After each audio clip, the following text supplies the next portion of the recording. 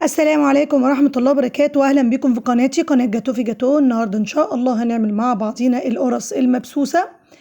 كنت عملت معاكم القرص اللي هي الطرية الفلاحي بطريقة سهلة جدا وكمان اقتصادية. النهاردة إن شاء الله هنعمل مع بعضينا القرص المبسوسة. مقادير بسيطة جدا وطريقة أسهل، فتابع معايا الفيديو للنهاية إن شاء الله هتستفيدي. بس حابة أقولك الأول، لو أنت أول مرة تشوفي قناتي يا ريت تشتركي وتفعلي الجرس وتحطي لايك للفيديو لو عجبك، ويلا بينا نشوف القرص اتعملت إزاي.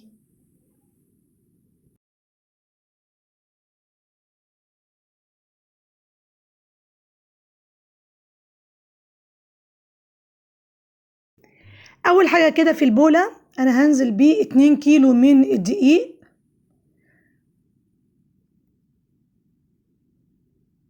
وكوبايه ونص من السكر ده مش كتير على فكره، معلقه كبيره جدا من الملح، و3 معالق خميره فوريه، ومعلقه كبيره كده ينسون على شمر هتكون انت محمصاها من قبل، ويعني عاملاها نص طحنه كده في المطحنه. انا هنزل بيه 3 كوبايات من السمنه ونص من الزيت. عايزه تكملي النص دوت للاخر زيت او سمنه مفيش مشكله. طبعا القرص دي تعتبر مبسوسه، هنبسها بالشكل ده زي الكحك بالظبط.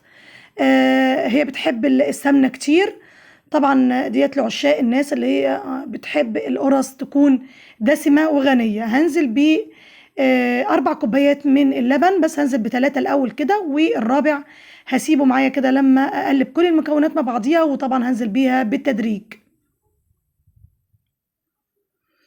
بعد ما اعجن كده شويه حسيت ان العجينه لسه مبروله معايا، فانا هنزل كده بالكوب الرابع بالتدريج بالشكل ده. واذا احتاجت بعد كده العجينه انا هديها. طبعا انا بعد كده اديت لها نص كوبايه من اللبن كمان، علشان حسيت ان هي مبروله معايا وتحس ان هي مشققه. يعني لما بعجن او بكور القرصه في ايدي بحس ان هي بتشقق.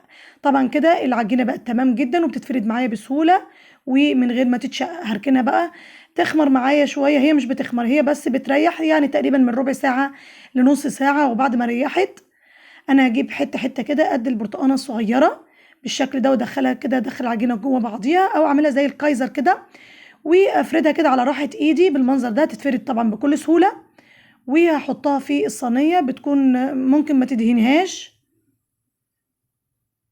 وهفردها هتتفرد معايا بكل سهوله. وقبل ما اسيبها تخمر انا هخرمها بالشوكه بالشكل ده